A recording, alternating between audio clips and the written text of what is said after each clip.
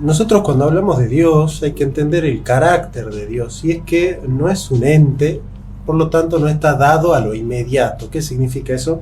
Que nosotros primero nunca nos vamos a topar directamente con una entidad que se llama Dios, que es el que sostiene aquellos predicados que nosotros tenemos sobre Dios. Y paralelo a eso, que Dios no es de una intuición inmediata. El hombre no tiene una intuición inmediata de Dios, porque la esencia de Dios no está disponible. Y no está disponible porque lo primero que conoce el hombre es el ente.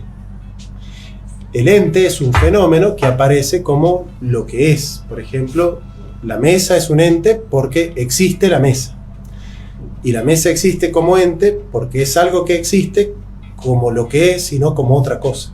Es decir, el ente tiene la cualidad de existir, y de existir de una manera y no de otra manera. Entonces, nosotros sabemos que la piedra es una piedra y no un gato, que el gato es un gato y no un árbol, y que el árbol es un árbol y no una nube. Esa cualidad del ente refleja una composición entre esencia y existencia, es decir, entre acto de ser y la forma de ser.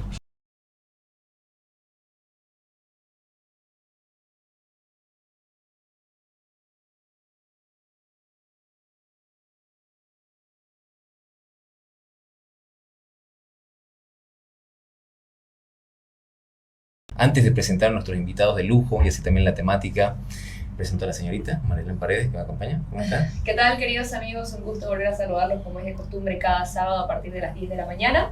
Arrancamos un nuevo programa, como bien decía Marcos, con invitados de lujo y de talla internacional que nos acompañan en esta mañana aquí en las instalaciones de esta casa radial. La verdad que muy emocionada y contenta por el programón que vamos a tener hoy. Vamos a tener un programa con un perfil y un tenor que no se puede encontrar, por lo menos y tristemente, en los distintos medios de comunicación.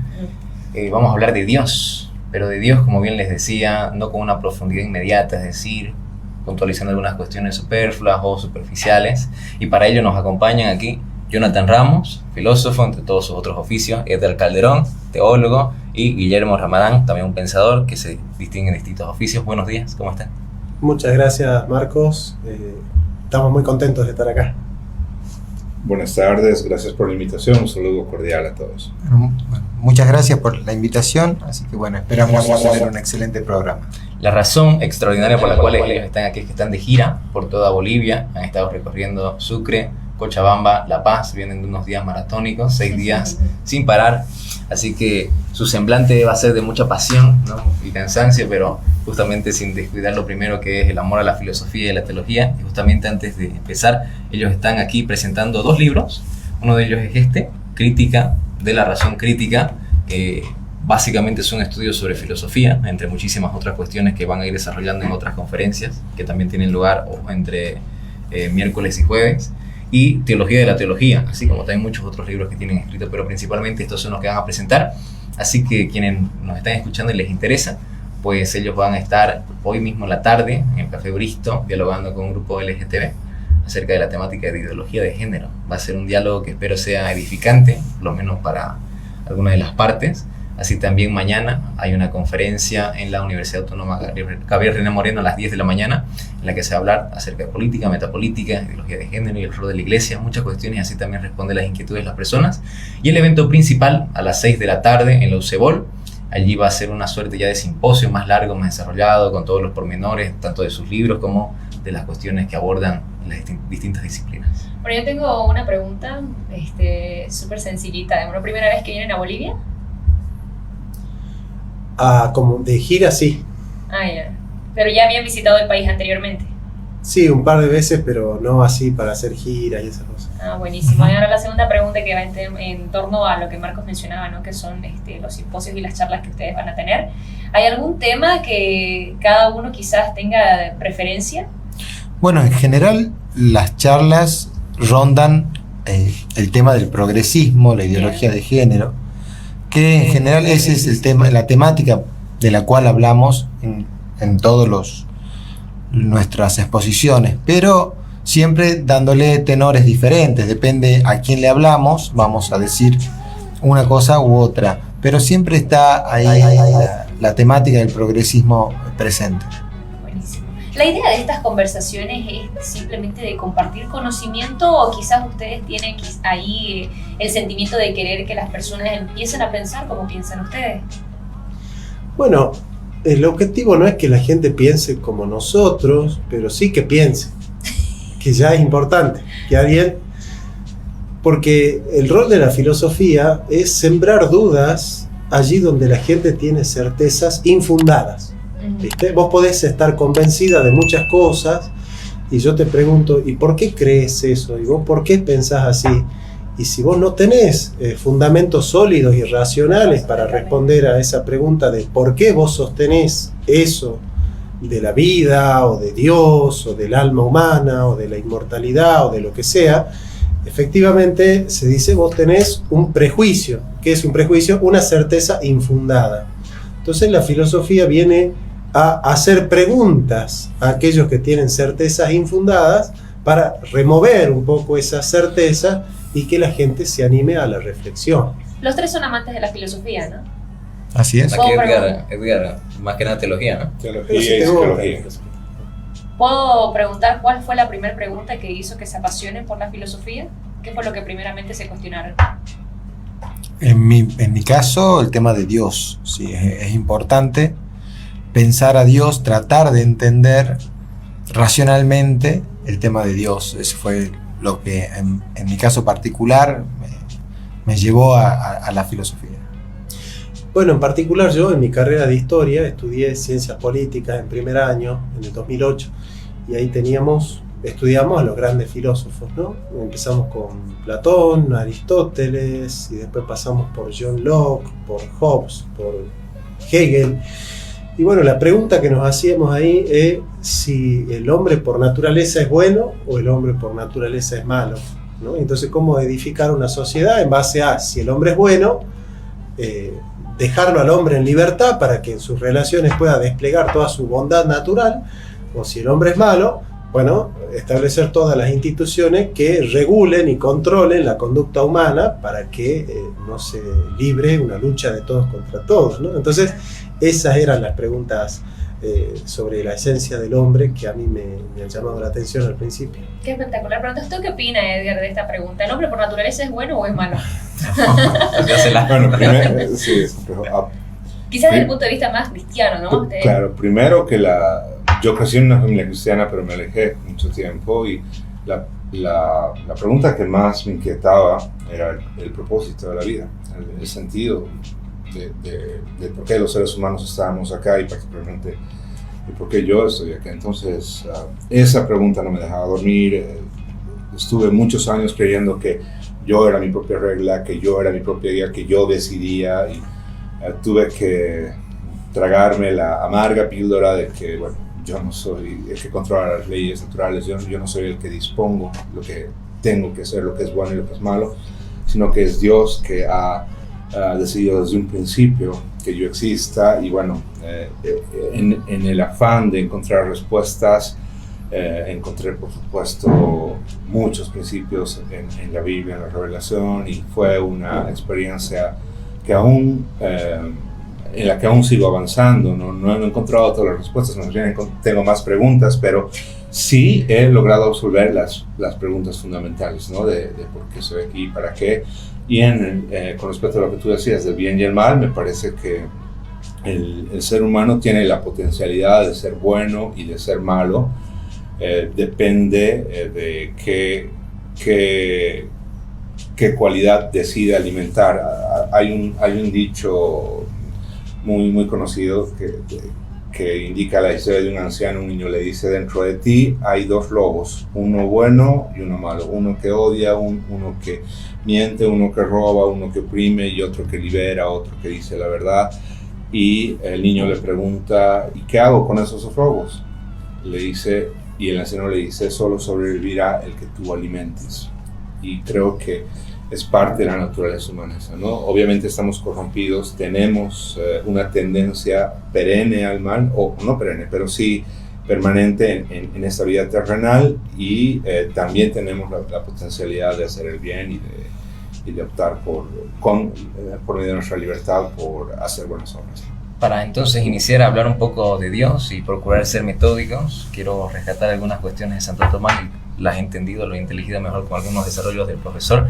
Y es que un ejercicio que hace muy bien Santo Tomás es primero distinguir objetos formales, es decir, cuando habla de filosofía, cuando habla de teología, y segundo es buscar terrenos en común, ¿no? Es decir, si nos hacemos la pregunta de nosotros a la hora de dialogar con un católico, en mi caso, ¿qué tengo yo en común con un católico? Es decir, el canon completo, los 73 libros. Si hablo con un evangélico, un protestante, es probable que el canon se reduzca, por lo tanto el espacio en común se me reduce. Si hablo con un judío, tengo el Antiguo Testamento, y si hablo con un ateo, ¿qué me queda? La razón, ¿no? Y justamente por esta vía, y es lo que se preguntaba pues hacía tiempo Guillermo, ¿no? La cuestión de Dios, pero por la vía racional, es decir, no subsidiarme, si bien es algo complicado, ¿no? De toda la condición cultural y la razón de vida que uno tiene, en no subsidiarme en decir, bueno, yo creo en Dios porque creo, porque mi familia lo cree, o porque así me lo han transmitido. Entonces, para empezar a preguntarnos esto, yo les quiero consultar a quien quiera aquí tomar la posta, ¿qué entendemos o qué es Dios? ¿Qué vamos a entender a la hora de que hablemos aquí de Dios? Y bueno, comencemos con eso, antes de abordar otro, que ya es complicado. ¿Qué es Dios? Bueno, la pregunta de la filosofía empieza con la pregunta por el fundamento. Y cuando uno va escarbando el fundamento de toda la realidad, llega necesariamente, por términos causales, a un fundamento último, a un fundamento sin un fundamento del mismo, ¿no? Que es el fundamento de todas las cosas, la causa eficiente de todo. Ahí uno empieza a entender que Dios es aquello donde todos estamos, que nos ha dado lo que nosotros llamamos el ser. En filosofía, en vez de usar la palabra Dios, nosotros usamos la palabra ser. Entonces, como fundamento ontológico, le decimos nosotros, último de las cosas, bueno, Tomás dice en sus 5 vías, cada vez que describe una de las vías que demuestran la existencia de Dios, siempre termina diciendo, bueno, y esto es a lo que nosotros llamamos Dios, ¿no? Pero es el fundamento último de la realidad. ¿Algo que quiera añadir, profesor? Sí, bueno, nosotros cuando hablamos de Dios hay que entender el carácter de Dios, y es que no es un ente, por lo tanto no está dado a lo inmediato. ¿Qué significa eso? Que nosotros primero nunca nos vamos a topar directamente con una entidad que se llama Dios, que es el que sostiene aquellos predicados que nosotros tenemos sobre Dios. Y paralelo a eso, que Dios no es de una intuición inmediata. El hombre no tiene una intuición inmediata de Dios porque la esencia de Dios no está disponible. Y no está disponible porque lo primero que conoce el hombre es el ente. El ente es un fenómeno que aparece como lo que es. Por ejemplo, la mesa es un ente porque existe la mesa. Y la mesa existe como ente porque es algo que existe como lo que es y no como otra cosa. Es decir, el ente tiene la cualidad de existir y de existir de una manera y no de otra manera. Entonces, nosotros sabemos que la piedra es una piedra y no un gato. Que el gato es un gato y no un árbol. Y que el árbol es un árbol y no una nube. Esa cualidad del ente refleja una composición entre esencia y existencia. Es decir, entre acto de ser y la forma de ser. La pregunta es, ¿el ente que existe es causa de su propia existencia? Y la filosofía no puede decir que sí, porque si yo digo que este vaso se causó a sí mismo, es como que yo diga que este vaso antes de existir existía y se causó a sí mismo antes de existir. Sería como algo así muy absurdo, ¿verdad? Entonces, así como muy bien dice Guillermo, el ente no es causa de sí mismo, la filosofía se pregunta por la causa del ente. ¿Por qué es que el ente existe? Y no puede responder con otro ente, porque el otro ente, si es causa de todo lo que existe, vendría a resultar entonces que ese ente es anterior a todo lo que existe, pero ese ente a su vez es ente porque reposa en algo que es necesario y no contingente. Entonces la pregunta de la filosofía es por un fundamento que no tenga nada detrás, que no necesite de otro para ser él mismo lo que es.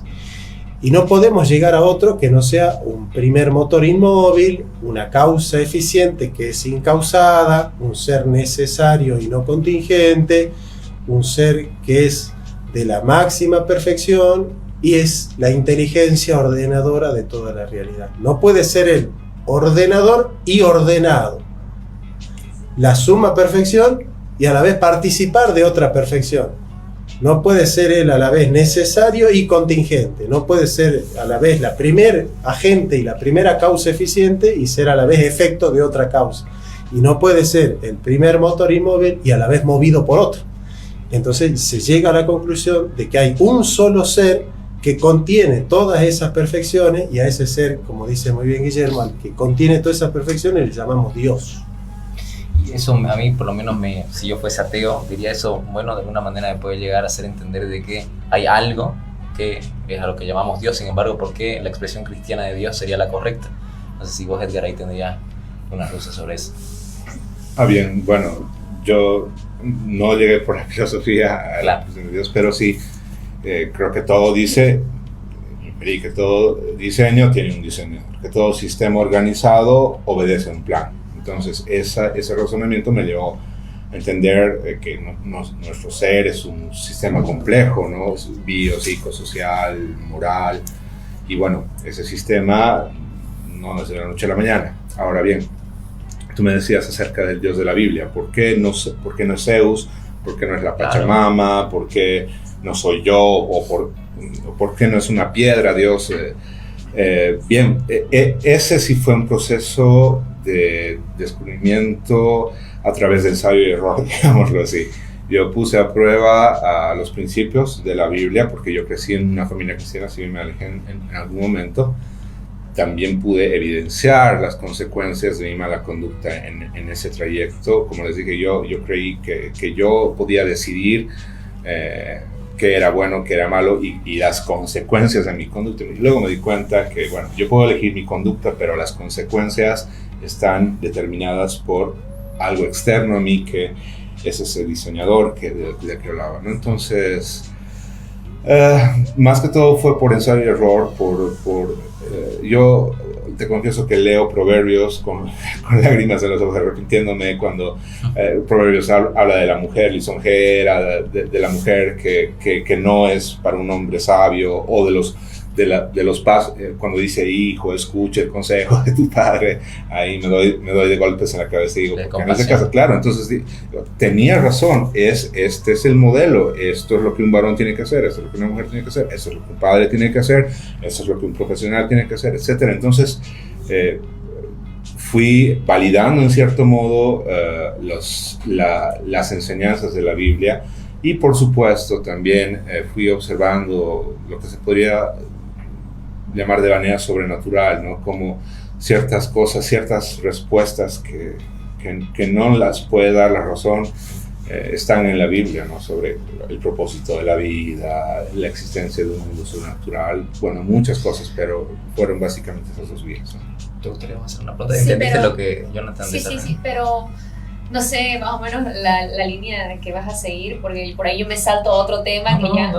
Sería bueno que preguntes. Okay. Sí, claro. Hay algo que yo siempre me pregunto, y justo hoy día se me vino a la cabeza, es si la Biblia es una sola, y ¿por qué existen tantas religión, denominaciones? Esa es la palabra. ¿Por qué existen tantas denominaciones si la Biblia es una y tiene la respuesta a todas nuestras preguntas, ¿no? Y una vez discutíamos con Marco, hermano, porque él es católico, yo soy evangélica, ¿no? Entonces él me decía que solo hay una verdadera iglesia. Sí. Y yo discutía con él y le decía, pero vos no conoces los secretos de la iglesia católica, vos no conoces los secretos de la iglesia protestante, y discutíamos de un montón de cosas, digamos, ¿no? Entonces me preguntaba, si la Biblia es una sola, ¿por qué es que hay tanta confusión y tantas denominaciones? Que lo digo yo. Eso es la tema cerrado. ¿Y si hay una iglesia verdadera? No, yo creo que aquí dos respuestas vas a obtener, ¿no? Lo que pasa, yo dejaría que también Guillermo dé una respuesta católica. Yo soy evangélico, daré una respuesta de un filósofo evangélico. Pero considero que incluso podemos compartir, porque claramente el lenguaje de la Biblia no es el lenguaje de la ciencia, ¿no? Es decir, el lenguaje tiene la posibilidad de ser unívoco cuando es claro y distinto y no está presto a la ambigüedad ni a la vaguedad. Por ejemplo, yo te digo, el círculo es redondo. lo que vos entendiste, exactamente igual que lo que entendió Guillermo, que lo que entendió Edgar, que lo que entendió Marcos, porque es un lenguaje unívoco, el de la matemática, el de la geografía, el de las ciencias duras. Hay otro lenguaje que está más presto al equívoco, porque se basa mucho en metáforas, se basa mucho en símbolos que deben ser interpretados, ¿no? Entonces, si de repente Jesús está colgado y le dice a Juan, el evangelista, el discípulo, hijo, he ahí a tu madre, y a María le dice, madre, he ahí a tu hijo, bueno, nosotros los protestantes interpretamos que lo que le está diciendo el Señor es, cuídala a mi mamá, hacete cargo de mi mamá, llévala a tu casa y cuídala. ¿Qué es lo que pasó? Porque María murió en la casa de Juan. Sin embargo, la Iglesia Católica, haciendo una hiponoia, es decir, una interpretación quizás más profunda y más dogmática del tema, si bien acepta esa interpretación literal, trasciende esa interpretación literal y dice, el Señor me estaba dando a María como madre en la figura de Juan. Con lo cual, María es madre del creyente. Y ese es el texto que toma la Iglesia Católica para sostener que María es madre de los creyentes. Bueno, pero ¿por qué es que se da esa disyuntiva entre las interpretaciones? Porque justamente es un lenguaje equívoco, es un lenguaje metafórico que debe ser interpretado, y claramente cada comunidad interpreta el texto según muchos factores, porque las comunidades tienen intereses espirituales, intereses morales, y por qué no también intereses políticos que están detrás y en juego de las ciertas hegemonías que causan ciertas interpretaciones de la Biblia, ¿no? Perdón por la extensión. No, sí, es que más bien él habla y me da ganas de querer interrumpirlo porque se me vienen otras preguntas, pero adelante, Guillermo. No, está perfecto lo que dice Jonathan con respecto a las interpretaciones, y acá está el tema. Yo voy a continuar con lo que dice Jonathan y voy a hacer la pregunta si justamente tenemos qué es la Biblia primero, si es un libro científico o es un libro religioso, o si es un libro dogmático o no lo es, ¿no? Claro. Entonces, en ese sentido, nosotros nos tenemos que preguntar si hay alguien que puede hacer una interpretación correcta o no, o si le vamos a dejar a una nueva diosa, un nuevo espíritu hermeneuta, digamos, que es lo que sucede cuando la Biblia se interpreta de diferentes maneras. Entonces, yo le voy a dejar a la hermenéutica el rol del Espíritu Santo. O lo dejo en la hermenéutica, en la ciencia hermenéutica, o lo pongo en una institución que me asegure la verdad. Son las dos opciones que me quedan. Digamos, nosotros como católicos decimos, el Espíritu Santo ha dejado en la Iglesia de Cristo, que es la fuente y columna de la verdad, la correcta interpretación, y no en la ciencia hermenéutica, porque a las claras está que cuando nosotros lo dejamos en la hermenéutica hay muchas denominaciones, pero cuando, bueno, no sé si me explico. Sí. Entonces sería esos dos roles, esos dos caminos que tendríamos con respecto a lo que sucede con un libro religioso como es la Biblia. Bueno, básicamente uno mismo, sino en la iglesia, ¿no?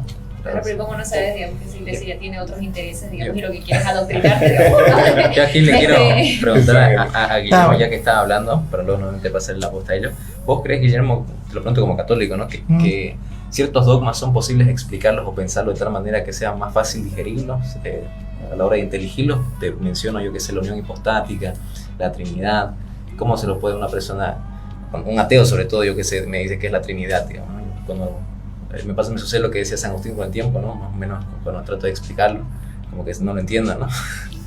Bueno, la Iglesia Católica tiene una tradición que es y un magisterio de 2000 años de historia donde ya cometió todos los errores posibles que existen en la interpretación de la Biblia y en la teología completa.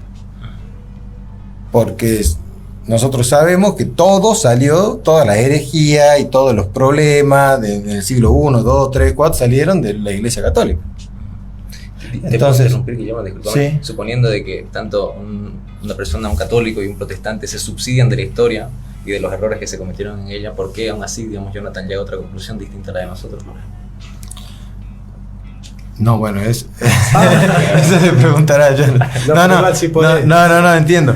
No, lo que pasa es que en algún momento hubo una ruptura importante en la iglesia, ¿sí? Pero lo que yo vengo diciendo es, porque muchas de lo que nosotros llamamos herejías, que significa desviarse de la recta doctrina, ¿no? Lo que pasa es que la palabra herejía tiene una connotación muy... Fea, ¿no? Claro, entonces, pero podemos decir error, es lo mismo, Claro. digamos. ¿Por qué? ¿Por qué yo lo trato de error, digamos? Porque siguiendo el pensamiento católico, evidentemente la Iglesia Católica se arroga el tener la recta doctrina, ¿no? Y custodiarla, digamos, esa es la idea, digamos, católica. Entonces, a lo largo de la historia, desde la Iglesia han surgido todos los errores posibles. Yo digo, la Iglesia Católica tiene que ser responsable de haber germinado de alguna manera todos los errores teológicos que han existido en la historia, desde acá, ¿no? Bueno, claramente hoy, después de la Reforma protestante, bueno, ha surgido un nuevo paradigma, o sea, una confrontación cristiana, digamos, que bueno, todos sabemos acá de qué se trata, pero que en esos términos, hoy por hoy, yo creo que el camino es encontrar de alguna manera, y es lo que hacemos con Jonathan muchas veces, un diálogo ecuménico que nos permita acercar posiciones y bueno, y por el rol del Espíritu Santo esperemos que alguna vez todos los cristianos se vuelvan a unificar. Cuando te consultaba, Guillermo, por yo que sé, por ejemplo, la Trinidad, y aquí quiero transparentar una discusión que tuve la otra vez con Belén, Ujú. en la cual lo que trato de poner sobre la mesa es mi ignorancia. No era una discusión, era un Ya, intercambio un de intercambio, y quiero transparentar mi ignorancia en cuanto a que yo, por ejemplo, sé que es la Trinidad, un Dios, 3 personas, pero, por ejemplo, me preguntaba acerca de Jesucristo. Jesucristo ascendió a los cielos y María dejó de ser su mamá, es su mamá. Jesucristo ascendió en su estado material, o sea, preguntas básicas, digamos, ¿no? Edgar aquí se ríe, no sé Creo si que la pregunta, digamos, ¿no? En conclusión era si Dios tiene mamá, digamos, y si esa es María, y si al ser su madre tenía poder sobre él, algo así, más o menos. estaba en duda el tema de la intercesión, ¿no? Por de ahí nació el diálogo. No sé si Edgar, vos querés, desde tu perspectiva, decirnos algo. Sobre ese tema, eso es cristología, ¿no? Claro. Mm, ¿O preferís darle la batuta al Sí, profesor? por supuesto. Y lo escuché al profesor Jonathan desarrollar ampliamente el otro. Solamente que querría hacer un punto sobre el tema de cuál es por qué la iglesia católica, por qué la iglesia protestante pues, tendrían que ser opuestas o tenían que estar en pugna, ¿no? por quién es la autoridad, si el magisterio, la iglesia y la Biblia o solo la Biblia, ¿no? Y bueno, por lo menos en mi búsqueda de la verdad, yo entiendo que al final llegas a una lógica circular, ¿no? Los protestantes sostenemos que la Biblia es la única regla de fe y conducta, es la única autoridad infalible para el creyente, y cuando los católicos nos preguntan ¿en dónde encuentras eso? Les decimos la Biblia misma afirma eso sobre ella, ¿no? Entonces, bueno, no podemos salir de ahí, de que nuestra autoridad es la Biblia y que la Biblia afirma eso. Y cuando hablamos con católicos, les decimos, ¿por qué tú crees que la iglesia tiene autoridad? Porque la iglesia lo afirma. ¿Y dónde dices? La Biblia lo afirma. ¿Y por qué la Biblia es verdadera? Porque la iglesia lo afirma. O sea, caemos en una lógica circular. Y bueno, a eso se le llama un círculo virtuoso.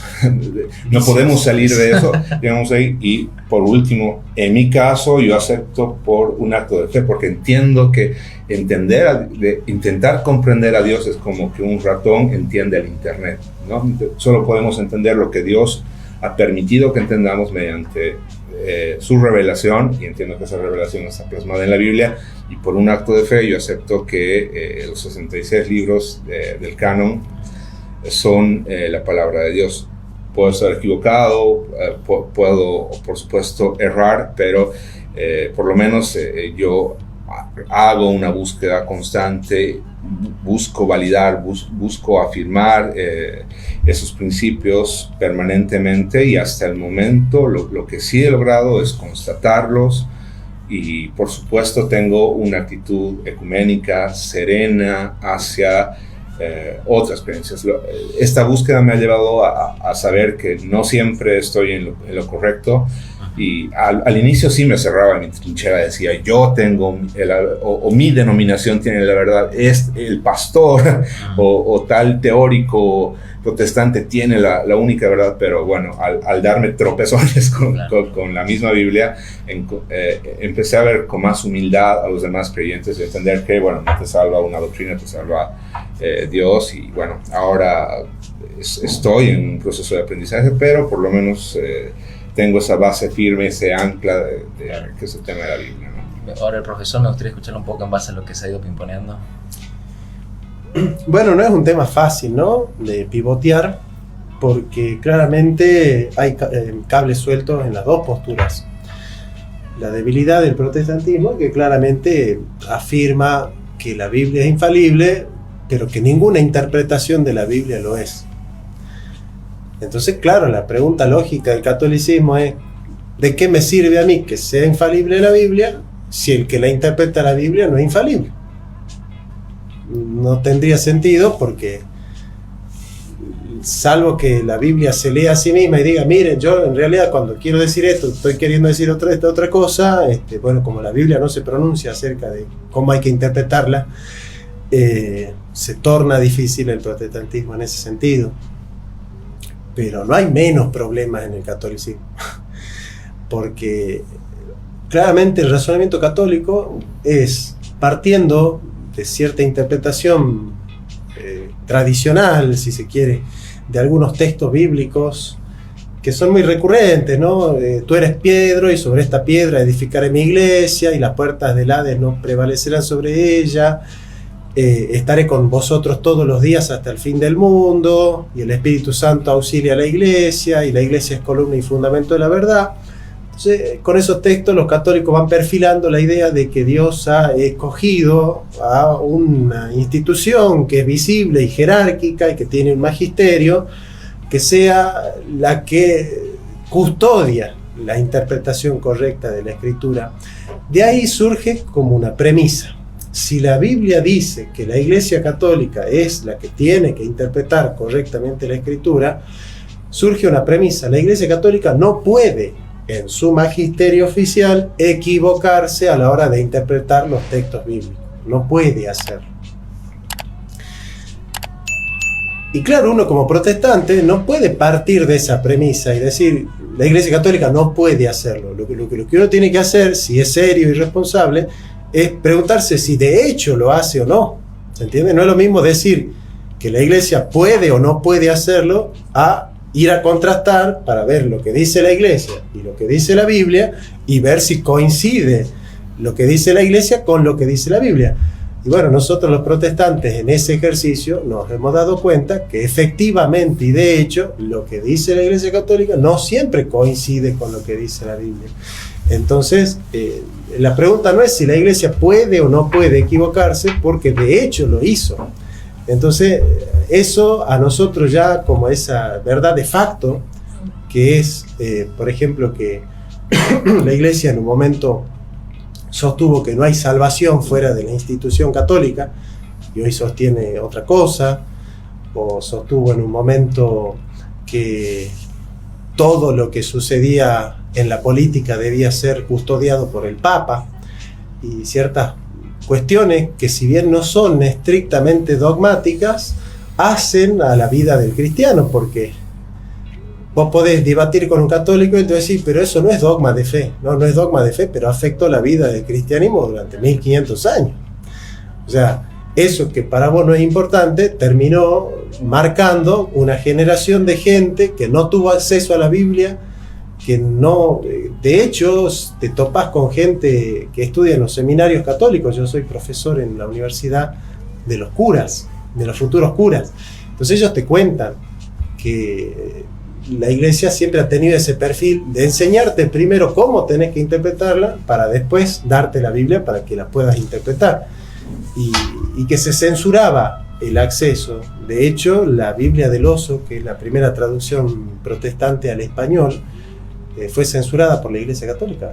Nosotros teníamos que pintar ositos en la tapa para que el guardián de la frontera del imperio vea el osito y diga, ah, es un libro de animales, porque si se daba cuenta que es un libro de la Biblia, te la retenía y no la podías difundir. Entonces, bueno, son cosas que, y ya hoy la Iglesia Católica reconoce que el aporte del protestantismo a la difusión de la Biblia ha sido importante, y el acceso a la Biblia por parte del pueblo ha sido no una iniciativa protestante, porque ya los católicos han empezado ese trabajo un poco antes, pero sí la masividad de la Biblia ha sido gracias al protestantismo. Bueno, creo que ha quedado en evidencia, ¿no?, el punto de por qué el profesor es evangélico y no católico, pero me gustaría escucharlo a Guillermo. ¿Qué opina? ¿Por qué? En realidad, Ah, interesante. Antes de que Guillermo hable, en realidad el profesor tiene un video en el que habla acerca de por qué es protestante, y creo que es una de las razones, en realidad la razón por la cual usted no se hace católico, ¿no? Que yo coincido, por ejemplo, con eso. ¿Sabes cuál es la razón? De la interpretación y de una mala interpretación. Es la de la salvación, ¿no? La doctrina de la gracia. Claro, sí, ese es otro tema. Sí, que es por lo que me preguntaste. Una vez que si las personas se salvaban solamente por gracia y no por obras. Yo creo, por ejemplo, como evangélica, que es por gracia, digamos, ¿no? Porque cuando uno se arrepiente, sin importar todo lo que haya hecho, si se arrepiente de corazón, puede tener la salvación. Bueno, nosotros los católicos, atrás, digamos. nosotros los católicos también pensamos que por gracia. Ya tenemos un punto en común. Pero Marcos decía que era... Pero no solo por gracia. Pero no solo por gracia. Y la gracia es, bueno, Jonathan ya que hace la pregunta, y aquí está la diferencia, que la otra vez la encontramos juntos. Y eso es interesante. La gracia para un católico, a ver, vamos a tener que explicar un poquito antes. El pecado original. Si no esperaba esto. Pero bueno, es como están en la casa después de comer y empieza a hablar de... Nuestras cenas son esto. Nosotros salimos a comer afuera y es para hablar de estas cosas. No, bueno, básicamente es, si hablamos del pecado original, la gran diferencia está en la caída o la total depravación, ¿no? O sea, o cómo se da esta caída. Sí, en el grado de corrupción que sufre el alma humana después del pecado original. Para el católico no está totalmente depravado el hombre, y para el protestante sí. Yo creo que eso, te pregunto, Johnny, en toda la línea protestante es lo mismo, ¿no es cierto? Te aclaro y seguí. Tanto para la Iglesia Católica como para la protestante existe la total depravación. Pero no, vos decís, no, pero vos decís de yo sé que vos no querés que yo hable de la Iglesia Católica. Claro. ¿Ah? Vos decís, si no yo me pongo a hablar de la otra y no. No, pero sí, claro. sí podés, de hecho lo vas a hacer.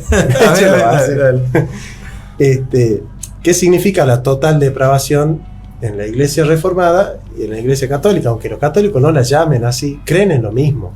¿En qué sentido? En un aspecto, no en todo, ¿no? La total depravación... Pero esto para explicar yo, después voy a explicarlo. Entonces, ¿qué querés que haga? ¿Ah? ¿Qué querés que haga? Te quería preguntar si vos pensás que la total depravación está en todas las iglesias, yo te pregunto, en todas las iglesias protestantes, si es un concepto común a todas. A todo el cristianismo, sí. ¿Ah? A todo bueno, bien entendido, a todo el cristianismo. Claro. ¿Qué significa entonces? Vamos a tomar el concepto de total depravación y en qué se asemeja la Iglesia Católica al resto de las iglesias. En que el hombre no puede salvarse por sus propios medios. Eso, básicamente. Digamos, el hombre no puede hacer obras para salvarse por sus propios medios. Siempre es por gracia. Lo que pasa es que para la Iglesia Católica hay un momento crucial en la vida del católico, que es el bautismo. Y el bautismo es una regeneración del alma. ¿Sí? Uno se regenera en el bautismo. Y a partir del bautismo es que el hombre, por gracia de Dios, y siempre por gracia de Dios, puede hacer obras meritorias para salvarse.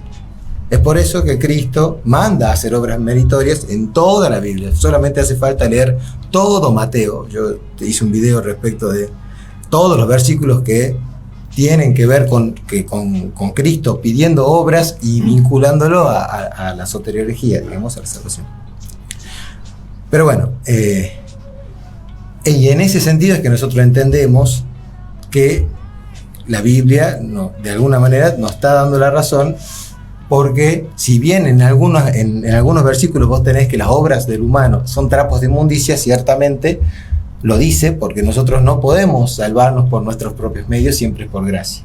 Pero esa gracia hace que las obras lleguen a ser meritorias del hombre, ¿me explico? Entonces, por eso te decía yo, nosotros también creemos lo mismo que ustedes en términos de la gracia. ¿Pero por qué? Y acá está la diferencia. Esa gracia para nosotros es una gracia accidental. ¿En qué sentido accidental? Es aristotélico el término. Que una vez regenerada el alma humana, busca la perfección. ¿Qué es la perfección? La santificación del alma.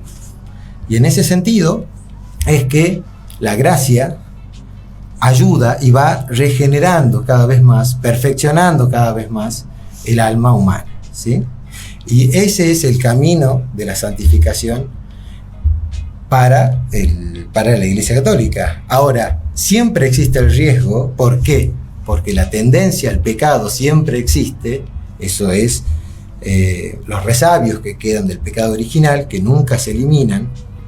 Como siempre existen esos resabios, siempre existe la posibilidad de perder la salvación, como claramente está en la Biblia. Claramente hay versículos en la Biblia que te están planteando la posibilidad de perder la salvación.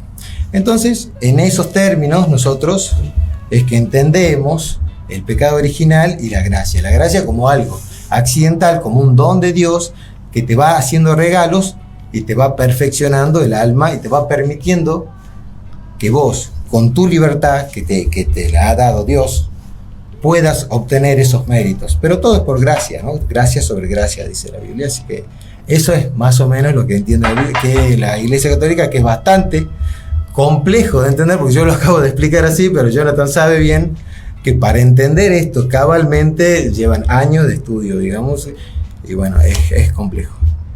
Ahora, yo quería hacerle la pregunta Sí. a Guillermo de por qué mantiene su posición firme en el catolicismo y no cambia de bando, digamos. ¿Cuáles son las razones fundamentadas que usted tiene, ¿no?, para permanecer con esa denominación? Que una vez se la pregunté a Es interesante. Y La Iglesia Católica no es una denominación. ¿Me explico? O sea, la Iglesia Católica, si uno hace un rastreo histórico, Claro, es el punto de partida. es el punto de partida. O sea, la historia no nos permite decir que no llegamos a Pedro como el personaje más importante de la Iglesia después de que se fue Cristo.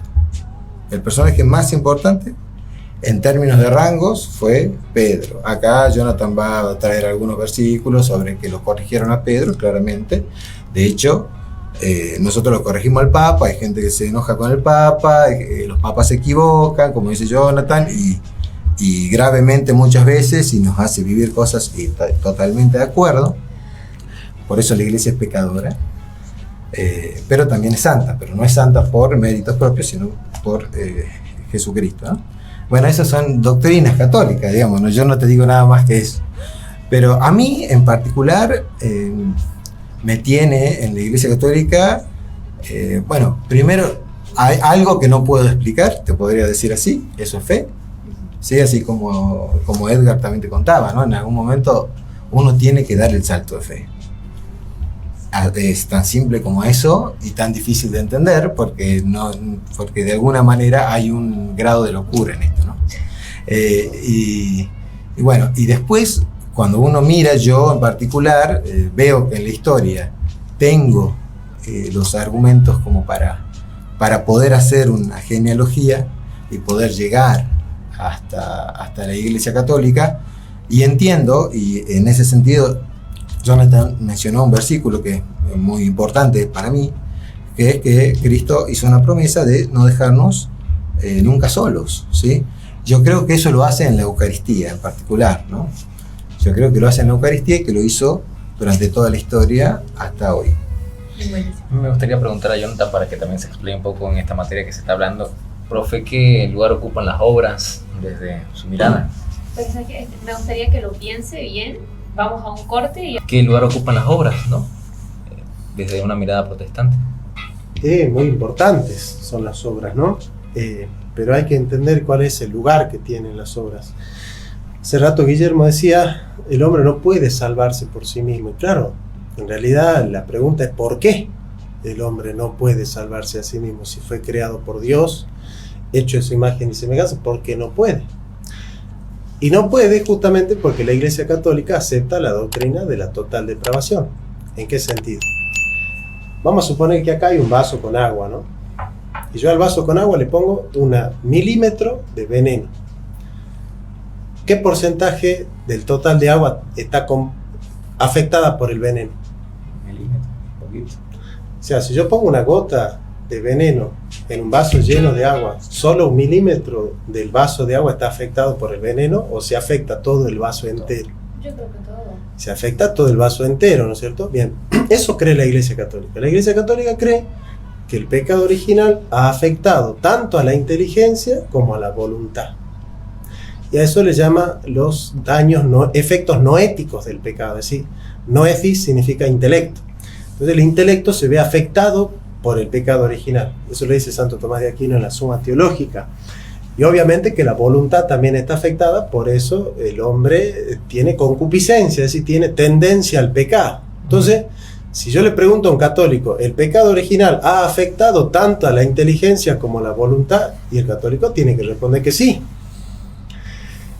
Eso es la doctrina de la total depravación en la Reforma. La Reforma acepta que tanto la inteligencia como la voluntad fueron afectados por el pecado, de tal suerte que las obras buenas del hombre frente a la santidad de Dios son trapos de inmundicia, es decir, no llegan a alcanzar méritos de condigno. Entonces, claramente, y en eso compartimos plenamente católicos y reformados, es necesaria la gracia. Es necesaria la gracia. Ahora, ¿cuál es el problema? El problema es que para los católicos la gracia y las obras humanas, fruto del libre albedrío, trabajan conjuntamente para la salvación del hombre. O sea, gracia y libre albedrío trabajan en lo que Edgar llamaría una sinergia, ¿no? Un trabajo conjunto. Donde, bueno, la Iglesia Católica sostiene que al final, evidentemente, claro, los méritos humanos, los méritos humanos fruto de su libre albedrío, en el fondo son una coronación de la gracia de Dios. Los méritos humanos no son algo que está por fuera de la gracia, sino que es un resultado de la gracia. Eso es lo que sostiene la Iglesia Católica. La Reforma va a sostener que en realidad las obras humanas no son meritorias, en el sentido de que la salvación no es un fruto del trabajo humano, sino más bien que un fruto del trabajo de Cristo.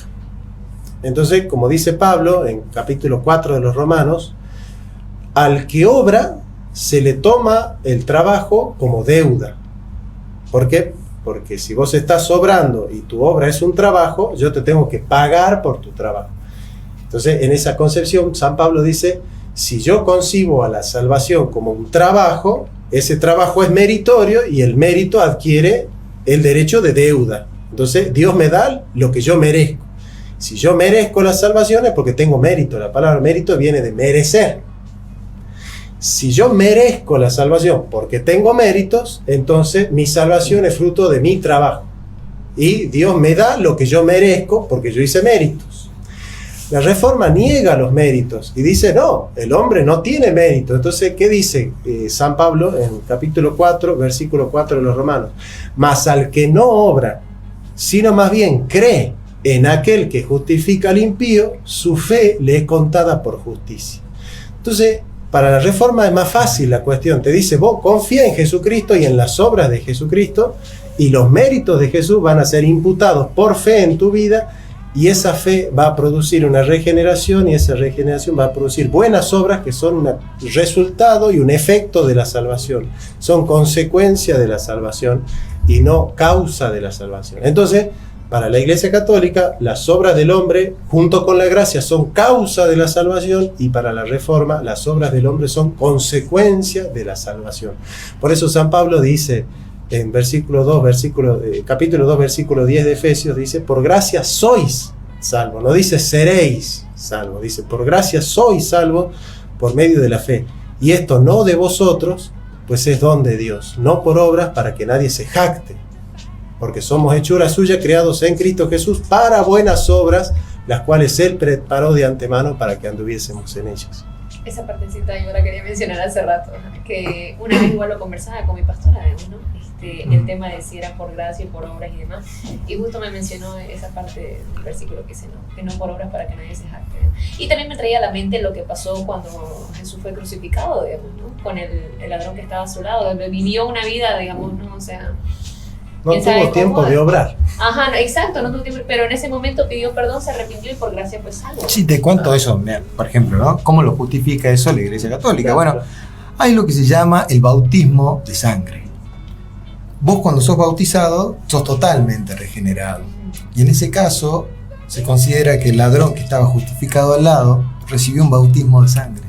Y no tuvo tiempo de pecar mal, diríamos nosotros. O de intención, también existe Claro, el bautismo de de intención. sánima. Por ejemplo, te dice la iglesia, perdóname. Sí.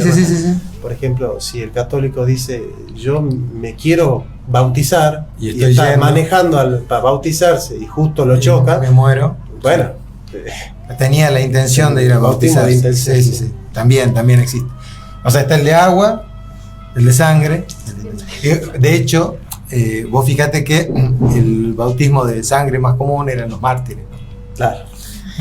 A mí me gustaría que preguntarle a Edgar y al profesor sobre el tema de la intercesión, obviamente de los santos y el papel de María, porque hay algunas personas, sobre todo conozco algunos pastores y bueno, evangélicos que sienten hasta cierta animadversión por cierta forma de predicar o perorar alrededor de la Virgen María, ¿no? ¿Qué opinan ustedes acerca de estas dos cuestiones, la intercesión y la Virgen María? Voy a ser breve para que el profesor pueda explayarse. Bien, a ver, con respecto al anterior punto que no Ya. quedó todavía. Claro, el que queda. Una cuestión, añadir al versículo que había citado el propio Jonathan. Porque por gracia sois salvos por medio de la fe, y esto no de vosotros, sino que es don de Dios. Ese es el versículo que se cita por excelencia para afirmar que no es mérito nuestro el tema de la salvación. Habría que añadir el versículo siguiente, que dice, para buenas obras. O sea, por gracia, por sois salvos, y eso es don de Dios, no por obras para que nadie se gloríe. Y si se lee el versículo siguiente, dice, para buenas obras. Entonces, yo creo que ahí está la clave. O sea, somos salvos por gracia de Dios. ¿Qué es gracia? Un regalo no merecido. Es un don no merecido. Entonces, es algo que no merecemos definitivamente.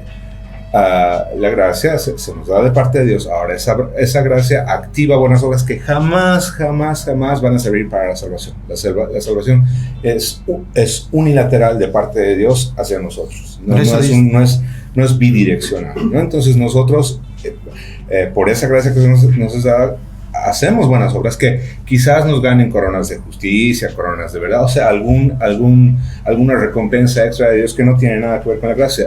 En Romanos afirma Pablo, el apóstol Pablo, que por ejemplo los incrédulos, los que no tienen fe, van a ser juzgados por su conciencia moral, o sea, van a ser juzgados, castigados por lo que en la medida en la que obedecieron o no a su conciencia, a lo que ellos creían que era bueno y era malo, y a lo que la naturaleza dicta que es bueno y malo. Entonces, es el castigo que ellos van a recibir va a estar en función de su conciencia. No van a ser salvos, pero sí van a recibir un castigo en función a su conducta.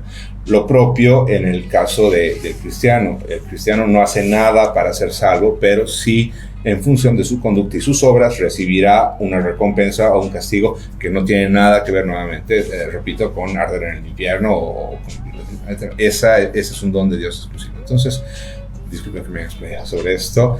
Y bueno, sobre el tema que planteas, a ver, yo básicamente, después de ya casi 10 años de estudiar temas teológicos, entiendo que esta pregunta se podría responder un poquito desde la teología sistemática para ponerla en perspectiva, en el lugar adecuado. Yo entiendo que cuando una persona estudia la Biblia de manera metódica, de manera profunda, con tiempo, va encontrando una especie de segmentos doctrinales, ¿no? Uno es la autoridad de la Biblia, de lo que ya estuvimos hablando. Otro segmento es la Trinidad, por ejemplo, donde uno tiene que profundizar. Está la cristología, la neumología, la pateriología, o sea, el estudio de cada uno de los elementos de la Trinidad. otro segmento es la soteriología, de lo que hemos hablado anteriormente, ¿no? Es cómo somos salvos por obras de fe, y eso también tiene una profundidad amplia y tiene puntos grises. Luego estará la escatología, el estudio de los tiempos finales, donde habrá perspectivas distintas. Luego también estará el tema de la eclesiología, de cuál es el orden de autoridad en iglesias, si es vertical, horizontal, mixto, etcétera. Entonces, yo creo que esas son las doctrinas fundamentales, y que esa es la esencia de la vida cristiana, entender y cimentarte en las doctrinas. Ahora bien, lo que tú me dices de la intercesión de María, entiendo que es una doctrina colateral a la soteriología, desde mi humilde punto de vista, hasta donde comprendo yo, y que, bueno, los creyentes tendríamos alguna necesidad de un intermediario para poder conversar con Dios. Alguna vez yo hablé con una amiga católica, y me dijo, bueno, es que Dios está enojado y no podemos hablar con Él. Entonces, María hace que Él se sienta mejor. A su mamá, ¿cómo no le va a hacer caso? Y bueno, yo le dije, Dios es amor. Y ella, y bueno, obviamente el que tiene amor no quiere decir que no se enoje nunca, de hecho, ¿no? Pero esa imagen de Dios es una de las que ha justificado el tema de la creencia de la intercesión de María. Porque, digamos, vos te preguntas, ¿qué apóstol de Jesús le ha rezado a otro ser que no sea Dios en el Nuevo Testamento? ¿Y qué profeta en el Antiguo Testamento ha orado con otro ser que no sea Dios? Y la respuesta es muy simple. Para el judío, orar es un acto de adoración. Y el judío, vos hablas con un judío, vos imagínate que está pasando un judío por la calle y le decís, ¿ustedes oran con algo más que no sea Dios? Y le decís, no, como nosotros los judíos vamos a orar y a arrodillarnos y a cantarle canciones a alguien que no sea Dios. Entonces, efectivamente, eso siempre ha estado claro en el judaísmo, y siempre ha estado claro en los apóstoles que eran judíos. Porque la Biblia dice que nos podemos acercar confiadamente al Padre porque tenemos un intercesor, que es Jesucristo.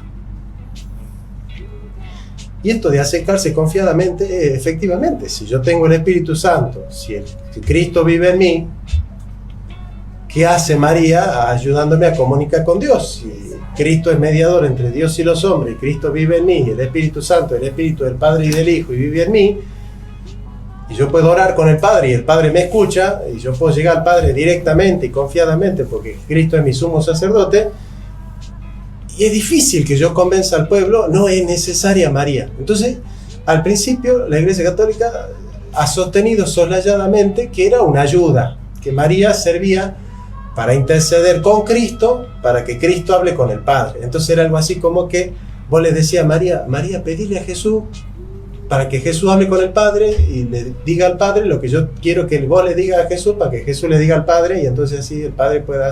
No. Entonces, bueno, esa fue un poco la idea, porque claro, el Padre estaba molesto, entonces Jesús viene a calmar la ira del Padre, y cuando Jesús no quiere escuchar las oraciones, María sí las escucha. Por eso hay una doctrina católica que se llama María medianera de todas las gracias. Y el fundador, Roger Marín, que es un teólogo tomista, católico tomista, dijo que incluso hay oraciones que quizás Jesús no quiera escuchar, pero que María sí quiera escuchar. Lo tiene en un texto que lo voy a traer en algún momento para que lo lean, ¿no? Entonces, y ese teólogo Roger Marín es ortodoxo de la Iglesia Católica, ¿no? Claro. Entre paréntesis, añadiendo lo que decía el profesor, para que no suene que los protestantes somos más pulcros en la interpretación de la Biblia en ese sentido, existe la práctica pentecostal, particularmente de decir, yo declaro, yo afirmo, yo decreto que esto va a ser realidad. Entonces es como si nuestra palabra obligara a Dios a hacer eso. O si no, decir, yo voy a ayunar, yo voy a orar 3 días, me voy a encerrar y voy a orar 40 días para que Dios me dé una corteja, se dice acá, ¿no? Entonces yo voy a ayunar y voy a orar como si le pudiésemos hacer manito de puerco a Dios con nuestra oración y forzar a que Él nos haga caso, como si fuésemos niños mimados haciendo un berrinche diciendo yo quiero, y tú me tienes que hacer caso. Entonces, disculpen la comparación, quizás un poco grosera, pero esa actitud de querer manipular a Dios, yo la veo en el tema de la Virgen María. ¿Por qué? Porque me daban, las personas católicas me daban el ejemplo de María en el milagro del vino y el agua. O sea, María se acerca, le dice que no es mi tiempo todavía, pero María, como es mamá, logra convencer a Jesús de que aún no siendo su tiempo haga milagros. Entonces, más o menos de ahí el catolicismo deduce que María sí puede seguir, no sé si manipulando ese término, sí influyendo en Jesús para que él haga cosas que inicialmente no quería hacer. No, perdón. Termino, cierro mi paréntesis. O sea, en realidad sí, las bodas de Caná son importantes, pero obviamente que es hermenéutica, ¿no? Pero la idea central de María es que María nos trajo a Cristo. O sea, Cristo eligió venir al mundo por María. Y nosotros decimos que eso es tan importante que se sigue repitiendo. ¿Me explico? O sea, esa es la idea espiritual central. Digamos, María es tan importante, es un ser tan especial, digamos, que Cristo no eligió. Podría haber venido solo, podría haber venido, ¿viste? No necesitaba venir encarnado de esa manera, pero lo hizo de esa manera, eligió de esa manera. O sea, la espiritualidad de la Iglesia Católica es tener en cuenta la manera en la cual Cristo fue el que eligió venir por un camino, y nosotros lo seguimos teniendo en cuenta eso, ¿sí? Por eso es que nosotros seguimos pidiendo la intercesión de María. ¿Me explico? O sea, yo creo que esa es el aspecto espiritual más importante. De vuelta, repito, el aspecto espiritual más importante es ¿qué nos trajo a Cristo? ¿Sí? ¿Cómo es que vino Cristo? Bueno, vino por María. Pero y esa es la idea. Fíjate que eso no es hermenéutica, porque en el texto no se escribió para que nosotros creamos eso. O sea, yo le pregunto al evangelista Juan, vos cuando escribiste eso, ¿estabas pensando en que la Iglesia Católica, 200 siglos después, desarrolle un dogma que dice que María es intercesora de Cristo? Y Juan te responde, no, yo no escribí el texto para eso. Yo escribí el texto para... Juan no está acá para contestar eso. No, tu hermenéutica es la que está diciendo. Por eso es que yo dije al principio, la hermenéutica es el tema de el que va a decidir qué interpretación ¿Qué libro de hermenéutica bíblica interpreta ese texto de esa manera? La Iglesia Católica lo que hace es, una vez que ha interpretado el texto correctamente, ¿qué correctamente? Que Jesús vino por una mujer, porque se encarnó de un ser humano para ser un ser humano. El evangelista escribió para que nosotros entendamos esto. Después la Iglesia Católica quiere hacer dogmas en base a otras conclusiones que saca de esa hermenéutica, pero no es que... Pero no de eso solamente. Para eso. Pero no solamente de eso. O sea, no es que Juan, cuando escribió María, madre a tu hijo a tu madre, estaba pensando en que nosotros somos hijos de María. Pero esa interpretación que tenemos que saca la Iglesia Católica de la interpretación que hace de los textos. Justamente. El texto no fue escrito para que nosotros... Claro, pero eso... Tampoco el texto cuando fue vos escrito decís, para el tulip. Ningún autor de la cuando Biblia vos estaba pensando decís, en el tulip. claro, cuando vos decís eso, estás determinando la interpretación correcta. Pareciera ser como decir, no, pero es que eso no se hizo para interpretar así. No existe ningún exégeta católico que interpretando ese texto, interprete el texto diciendo lo que vos decís. Porque esa es una interpretación dogmática, no hermenéutica. ¿Al final María tiene influencia o no? Eso es lo que yo le quería preguntar al profesor. Yo le quiero preguntar al profesor desde su perspectiva, no en el afán, digamos, de poner la objeción, sino para saber su interpretación. Por ejemplo, leyendo las bodas de Caná, uno podría leerlo de la siguiente manera: ahí María tuvo autoridad. Y la pregunta que yo me haría y la que una vez me hizo Belén es: ¿María tuvo autoridad sobre Jesús? ¿La tiene como madre? Y lo segundo que le quería preguntar es, por ejemplo, el versículo, si no me equivoco, no sé si está en Santiago, ¿en dónde? Que dice: la oración del justo tiene mucho poder, o tiene importancia, o tiene relevancia. ¿Cómo interpreta esta cosa? Sí. Vamos primero con la diferencia entre una interpretación hermenéutica y una interpretación dogmática de la Biblia. Los hermeneutas, los exégetas bíblicos, analizan el texto a la luz del contexto de ese momento, ¿no? Entonces, el exégeta católico, todos los libros de exégesis, no de dogmática católica. La dogmática católica sí dice lo que dice Guillermo, la dogmática católica, no los libros de exégesis bíblica. O sea, De hermenéutica. ¿Se entiende la diferencia, no? Sí, Claro, es lo libros que yo, de exégesis bíblica. es lo que yo hice al principio. Perfecto. La hermenéutica hablando de eso. Si yo escribo un libro de exégesis bíblica, no puedo decir, entonces María es madre de Dios. ¿Por qué? Porque el autor del texto no estaba hablando de eso. Esos son desarrollos teológicos posteriores. Y todo teólogo sabe eso. ¿Sí? Hay que ver si el desarrollo es fundamentado o no. Eso es otro tema.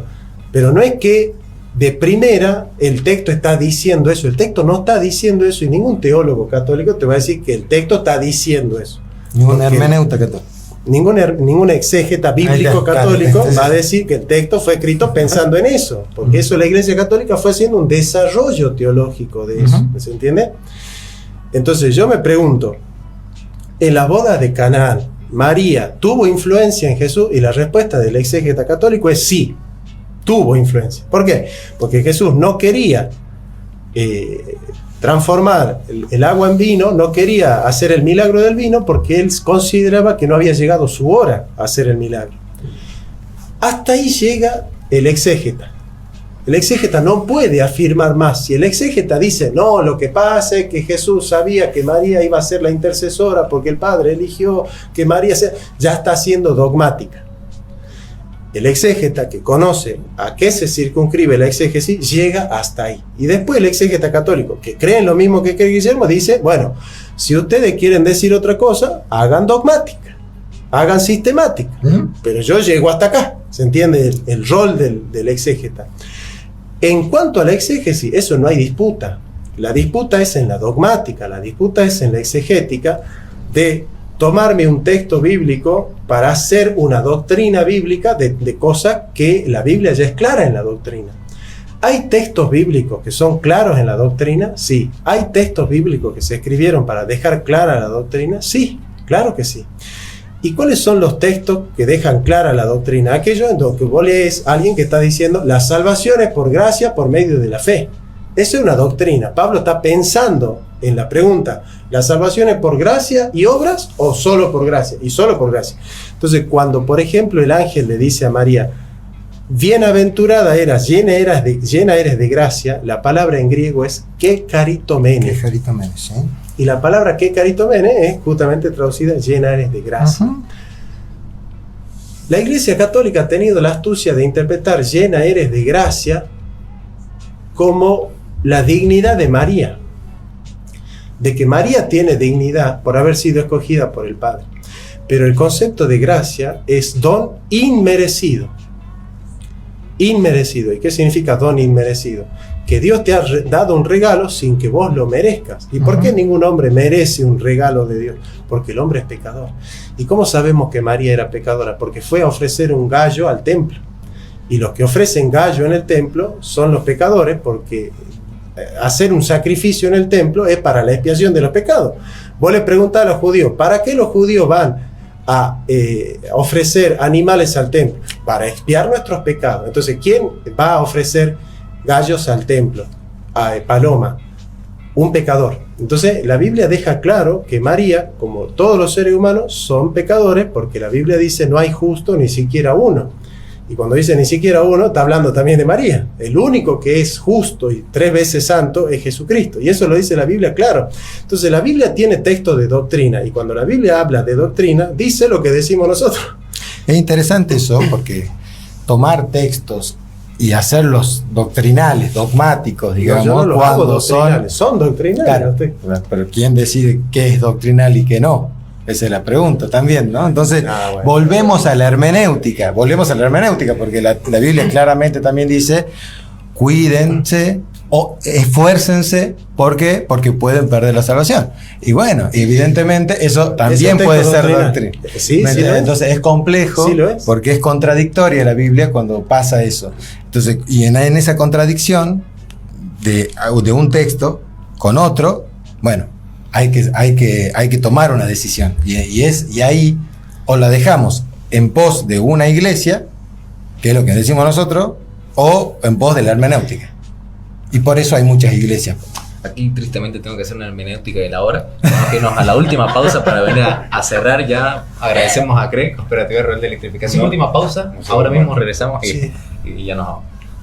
No podés mermar el...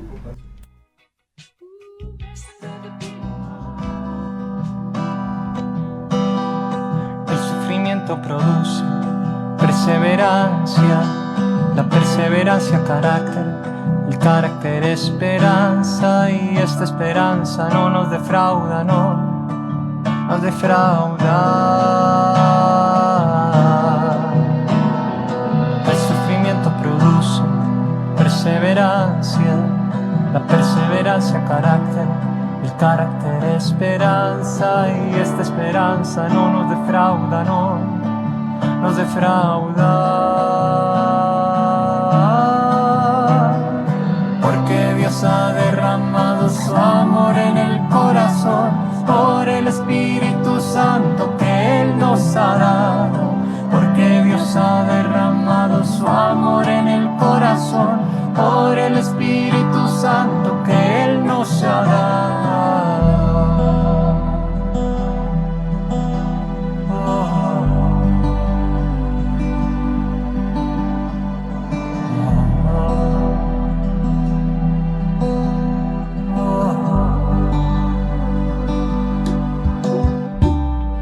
El sufrimiento produce perseverancia, la perseverancia carácter, el carácter esperanza, y esta esperanza no nos defrauda, no nos defrauda.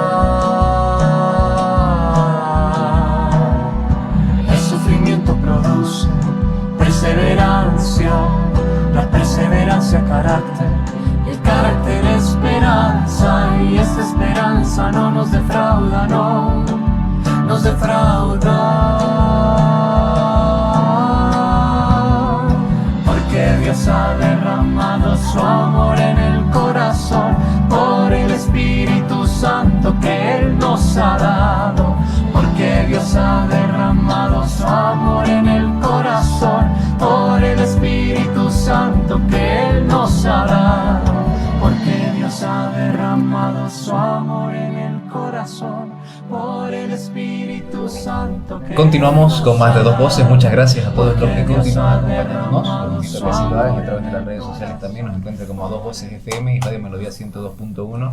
Agradecemos a CRE, Cooperativa Rural de Electrificación, por hacer posible este espacio. Bueno, estamos teniendo un diálogo de lujo, la verdad, ¿no? Salimos muy edificados, ¿no? Por supuesto. Aquí los dimes y diretes de Jonathan y Guillermo son muy ricos, la verdad. Gloriosas las noches en las que dialogan solamente, ¿no? Que dicen que son... Esto pasa siempre. Yo le digo a Guille, che, vamos a comer en Salta unas empanadas en la Plaza 9 de Julio y son estos temas. Así que estamos no hablan de fútbol. No, cuando me invita a su casa con un asado siempre está el pizarrón ahí y dice, che, ¿sabes qué te quería decir? Y agarra y empieza... pero lo bueno es que o sea, nos respetamos mucho, y además yo aprendo mucho de la fe y de la vida cristiana con Guille, porque a pesar de que no compartimos muchas doctrinas, sí compartimos la creencia y de que nosotros tenemos que vivir en santidad y amar a Cristo sobre todo. Tengo que hacer una pregunta fundamental ahorita que acaba de mencionar esto el profesor. Viéndolo ya desde el punto de vista amoroso, digamos, ¿no? ¿Qué tan viable es tener una relación, digamos, con distintas inclinaciones? ¿No? Católico con de yugo desigual. Vos decís de noviazgo. Ajá, sí. Mira, a mi experiencia yo no la recomiendo, pero ¿por qué? Porque vamos a suponer que vos te casás con un católico, ¿verdad? Ajá. ¿Sí? Vos te casás con un católico. Vos tenés hijos. Y a tu hijo vos le vas a decir, amor, a tu hijito, ¿no? Le vas a decir, che, Cristian, o Julio, o Marcos, vos tenés que pensar en Jesús de esta manera, y Dios es esto, y la fe es esto. Y claro, si el padre es católico y practicante, le va a llevar a la misa y le va a decir a su hijito, mira, vos tenés que rezar con la Virgen, y tenés que cantarle a los santos, y tenés que prender esta vela, y hacer esto, y comprar esta estampita. Tu hijo en algún momento va a decir, pero mi mamá me dice una cosa, y después mi papá me lleva a la misa y me dice otra cosa. ¿Y sabes cómo terminan los pibes? Muchos terminan ateos. Terminan ateos, pues claro, dice, pero pónganse de acuerdo. Vos me vas a decir una cosa, el otro me va a decir otra más. Sí, hagan lo que quieran ustedes, yo soy ateo y ya está. Entonces, siempre se recomienda, y los curas mismos recomiendan también, y los pastores mismos recomiendan, que haya un estudio y un acuerdo. O él se convierte a la religión evangélica, o ella se convierte a la religión católica.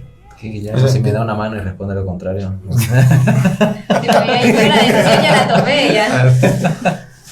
No, bueno, no. Tenga fe. Te soy sincero, no podría contestar la pregunta. No, es una situación muy personal en cada caso, es muy complejo y bueno, en general yo diría que yo haría casuística, ¿no? Yo en particular yo haría casuística porque no podría decir a priori cuál es la situación porque evidentemente Jonathan tiene, digamos, más experiencia en esto y ha visto más situaciones mixtas, como se le llama, pero yo iría, no podría decantarme por un caso puntual, o sea, tendría que ver todas las características que se están presentando en la situación. Bueno, para ir cerrando y remontarnos a lo que al principio decíamos, buscar el terreno en común, quiero preguntar a Edgar para hablar un poco de Dios. Hemos hablado de Dios suponiendo de que todos creen en Él, ¿no? Entonces te pregunto a vos personalmente, ¿cuál es el argumento, la forma en la que te aproximaste a Dios? Es decir, la forma más efectiva de demostrar de que Dios existe. ¿O fue por alguna experiencia que tuviste? O para la gente, lo digo en vistas a que hay ateos y personas que no creen que no pueden estar escuchando, ¿no? Claro, están los argumentos lógicos, ¿no? El motor inmóvil, la causa eficiente. De alguna manera. ¿El que más efectivo te parece a vos? ¿Cómo? El que más efectivo te parece a vos, el que más te convence. Por lo menos es que yo no soy apologista, claro, pero el que me ha servido para dialogar mucho es el de la causa primera, ¿no? El diseño inteligente, yo lo expreso en términos mucho más asequibles, ¿no? Con términos filosóficos y bueno, eso sí, me ha ayudado muchísimo en términos racionales llegar o ayudar o caminar con otra persona hasta llegar a un entendimiento de que existe un diseñador, una primera cosa. Ahora bien, la cuestión es que yo siempre llego a este punto con el mismo. Existe un diseñador inteligente que puede llamarse Zeus, puede llamarse Pachamama, puede llamarse X o Z. Hasta ahí llego. O sea, yo no puedo afirmar que esa causa sea Jehová, Jesús, el Dios de la Biblia. Entonces, para ya dar el siguiente paso, yo afirmo lo que dije, ¿no? Claro. Por un acto de fe, yo acepto que ese Dios es el que se ha revelado por la Biblia. ¿A vos, Guillermo, qué te parece el argumento ontológico de San Anselmo? Bueno, es un error metafísico, pero es muy efectivo para cuando así de golpe, ¿no? ¿Por qué sería un error metafísico? Cuando lo presentan, porque se llama ontologismo. El problema es pensar que uno puede pensar en Dios directamente, y Dios no se te revela directamente, sino es indirectamente en la creación. Exactamente. A mí, por ejemplo, el argumento que más me gusta cuando uno habla con un ateo racionalista es evidentemente el mismo que Edgar, que se le llama el ajuste fino. O sea, el mundo está tan finamente calculado que necesariamente tiene que tener una inteligencia que lo haya hecho que no esté en el mundo. Bueno, y se puede explicar mucho más el ajuste fino, pero la teoría del ajuste fino es muy gráfica para la gente que no cree. Y es muy difícil de rebatir en el momento, porque cuando uno empieza a pensar de que las cosas evidentemente tienen un orden natural, bueno, la cuestión del orden, por ejemplo, nosotros decimos la genética, ¿no? Tenemos un ADN. Bueno, todo eso es un código genético, y los códigos alguien los tiene que haber creado. ¿Me explico? Entonces, todo eso tiene que ver con la existencia de Dios y sobre el cristianismo en particular. A mí siempre me gusta recordar que todas las religiones del mundo que no son cristianas han tenido, son el hombre buscando a Dios, ¿no? Y en el cristianismo es al revés, es Dios que bajó a buscar al hombre a crucificarse por él. Usted, profesor, ¿cuál le parece más efectivo? ¿Qué argumento? La cuarta vía de Santo Tomás, la vía de la perfección, en el sentido de que vos analizás la composición del ente, ¿no es cierto? El ente ilemórfico está compuesto de materia y forma, y por eso es finito. Pero además está compuesto metafísicamente de acto y esencia. O sea que tiene una doble composición, una doble finitud. Claro, si vos entendés esa composición, no podés poner al ente como causa del ente. Entonces, metafísicamente, necesariamente se torna necesario, valga la redundancia, el ese per se subsiste, ¿no? El ese primero. Y a mí me parece que ir por ese lado metafísico es más trabajoso porque requiere ponerse de acuerdo en mucho del lenguaje metafísico y el punto de partida metafísico, pero da más frutos que transarse o trenzarse en debates más que tienen como punto de partida más datos científicos. Me parece que entrar de lleno en la metafísica y resolver ya desde la comprensión media lo que es el ente y ya acceder a la metafísica, a mí me ha resultado más provechoso siempre. Una pregunta que yo creo la he escuchado 1000 veces, creo que es la objeción más común, ¿no? La del mal. ¿Qué opinan ustedes de la objeción del mal? ¿Por qué el mal existe? ¿No? ¿Algo que te preguntas, ¿no? Belén siempre me dice, ¿por qué la pobreza? ¿Por qué el mal? ¿Qué dijiste? Porque Claro, está mal la pregunta. Perdón. Si Dios existe. No, pero dijiste, ¿por qué el mal existe? Ajá. Bueno, la respuesta cuál es. Claro. El mal. Porque el... Está mal la pregunta. Claro, por eso está. El mal no existe. No, claro. Entendiendo todas las perfecciones de Dios y que Dios existe no en el sentido filosófico, porque creo que una vez el profesor aclaró que Dios no existe, como se entiende filosóficamente, ¿no? Pero bueno, obviando eso, si Dios existe, ¿por qué el mal así también, digamos, ¿no? Convive entre nosotros? Claro. No, yo creo que para que cerrar Johnny, porque yo creo que lo puede explicar muy bien y es... Pegale, Johnny. Pegale. Mira, ciertamente el mal es algo que nosotros podemos contemplar en este mundo, pero no, el mal tiene una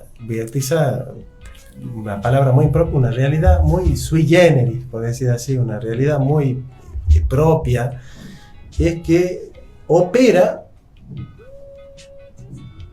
pero no desde la sustancia, sino desde la cancelación de la sustancia. La privación. Desde la privación. Entonces lo que hace el mal es ir vaciando de perfecciones al ente. Le va quitando perfecciones al ente. El ente está pensado con una perfección y el mal le va quitando la perfección. Voy a poner un ejemplo para que se entienda, ¿no? Vos fuiste pensado con 2 brazos y 2 piernas y una cabeza. Ahora resulta que yo me topo con que después de 3 meses vengo y a vos te falta un brazo. Entonces yo me doy cuenta que no es que se ha sumado una perfección, sino que se ha restado una perfección de algo que era debido. Yo me doy cuenta que a vos te falta algo, porque yo sé que el hombre fue hecho para tener 2 brazos, no uno solo. El mal tiene que ver con esa privación del bien debido. En ese sentido, nosotros decimos el mal no existe. Pero claro, la primera pregunta que surge es ¿cómo puede operar algo que no existe? ¿Desde dónde surge una operación que no remite a una naturaleza? ¿No? ¿Y el padre Loring qué diría? No, ¿qué diría el padre Loring? No, que el demonio sí existe. El demonio. El demonio es el que hace operar el mal. El demonio es el que existe. Está perfecto. Eso es lo que dice el padre Loring. Muy bien. Bueno, eso es teología. El demonio existe. Y eso me lleva a mí a otra pregunta, digamos, si el Señor, que es todopoderoso y todo lo conoce y ya sabe lo que va a pasar más adelante sin que suceda, digamos, ¿no? ¿Por qué no pudo prever eso? Es que el diablo, que era un ángel, digamos, que él mismo lo creó, porque simplemente lo Está hizo. mal la pregunta también. Porque voy a decir, ¿por qué no pudo? Entonces vos tenés que cambiar la pregunta y decir, ¿por qué no quiso? No, pero es interesante porque en realidad nosotros estamos pensando en términos temporales. ¿Por qué no lo hizo antes, sabiendo que después? Pero Dios no existe en el tiempo. Nosotros solamente tenemos la donación de poder entender las cosas temporalmente y espacialmente. Pero Él no existe en el tiempo. Entonces no podemos reclamarle a Dios por qué no hiciste tal cosa o por qué dejaste de hacerlo. No, yo respondería que porque Él tiene un propósito con el pecado. Él permite el pecado con un propósito. A mí me gustaría cerrar con lo siguiente, es un libro que me regaló Guillermo, el profe Jonathan, que es El amor como fundamento de la participación metafísica. Alguna vez supongo te habrás topado con la respuesta de que la causa, quizás, que por lo menos omitiendo a Dios, capaz está medio desordenado lo que estoy diciendo, pero la causa o el sustento de todo es el amor. Y es como que le encontrás sentido vos a esa frase. El amor como fundamento de todo. El amor como fundamento de todo. Sí.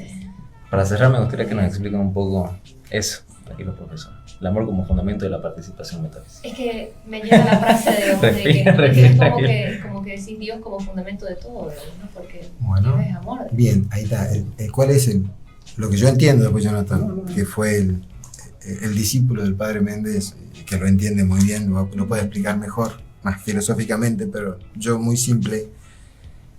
Dios ha decidido en algún momento crear, ¿sí? Esa creación, ese acto de creación es lo que nosotros entendemos como realidad. Nuestra realidad es toda la creación de Dios y Dios. ¿Sí? Nosotros decimos la creación y el ser. Eso es, a mi entender, toda la realidad que nosotros podemos comprender, entender, etc. Y ahora, la pregunta es ¿por qué? ¿Por qué a Dios se le ocurrió en algún momento, como decís, crear? ¿No? Eso es impropio de decir en algún momento, ya te lo expliqué con el tema del tiempo, pero bueno, ¿por qué Dios crea? ¿Por qué Dios inicia este camino, ¿no?, de creación? Bueno, y la respuesta justamente es eso, por amor. Por amor. Y eso es lo que da el marco entiendo yo, de la tesis del padre Méndez, ¿no? Pero Jonathan puede explicarlo un poco mejor, que quizá más. No, está perfecta es la eso. explicación. Sí. Muy bien. A los tres les agradezco infinitamente por haber dialogado con nosotros. A la gente que nos está escuchando, bueno, decirles de que muchas cosas. La primera, de que si usted quiere participar de cursos así, quizás se los pida de los que están ahorita por suceder mañana y demás.